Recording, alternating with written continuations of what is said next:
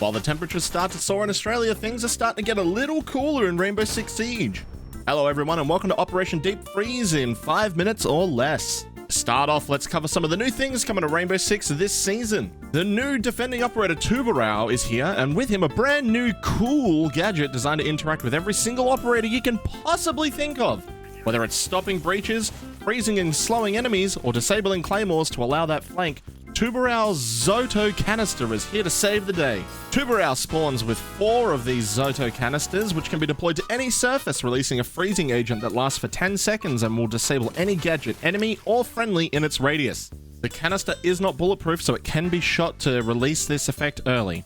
Any attackers caught in its radius will also find themselves unable to sprint and are slowed to a crawl. They will also leave footprints on the floor that are visible to defending teams on surfaces below, so be careful of pulses. Tubarão is a 2 armor, 2 speed operator and the first operator to have the AR-1550 on defense. He also carries an MPX as his alternative primary with the P226 Mark 25 as his secondary weapon. He has access to a nitro cell and proximity alarms as secondary gadgets. Moving on, the new map Layer is here. Ever wondered where the intimidating Deimos plans all his attacks on Rainbow from? Well, wonder no longer as we take a trip to the new map located on the coast of Portugal. This map is wonderfully crafted and looks absolutely gorgeous, so I look forward to getting more time on it myself. On to balance changes. Frag grenades are now being changed for the better? You'll no longer be able to cook grenades, meaning say goodbye to those insane below-floor grenade kills. Instead, they now have a 4-second timer when thrown, or if you throw a grenade off of a surface, it will have a 2-second fuse similar to stun grenades. So they are still lethal if used correctly, but this has now allowed Ubisoft to grant the grenades to more operators. More on that later. Mirrors are getting a slight nerf in the fact that they can now be cracked from afar using Ash and Kali's gadget.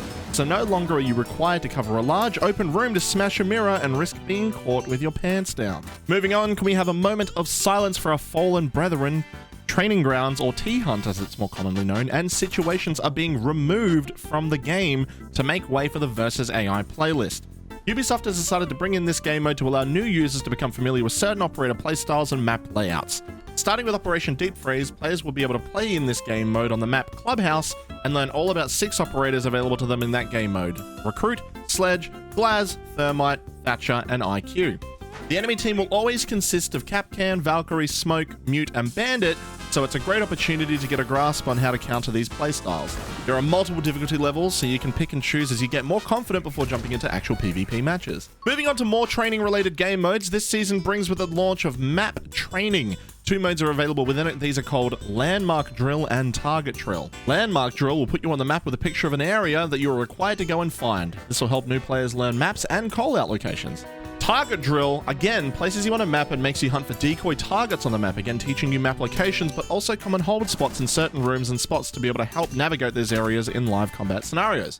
Targets can also be toggled to fire on you if you wish for a little more challenge. Both these game modes are available with the launch of Operation Deep Freeze and will be playable on 7 maps, including the new map Lair. Multiple player comfort changes coming in: the controller remapping, controller dead zone customization coming at the start of the season, and controller lean behavior coming in the mid-season patch, so lots to look forward to for console and controller players. Battle Pass is also getting an update that will allow you to navigate the Battle Pass while the map is zoomed out for easier access and navigation. There are also a few operator price decreases. Solus can now be obtained for 20k renown or 480 R6 credits. Thorn can be obtained for 15k renown or 360 R6 credits. And lastly, Aruni can now be purchased for 10k renown or 240 R6 credits. Moving on to operator balancing, starting off with Osa, she's losing smoke grenades and gaining frag grenades. Capitao is gaining impact EMP grenades as a 3rd secondary option. Lion is losing impact EMP grenades for frag grenades and losing the Gon 6. Grim is losing breach charges but gaining EMP impact grenades. IQ is finally getting frag grenades back!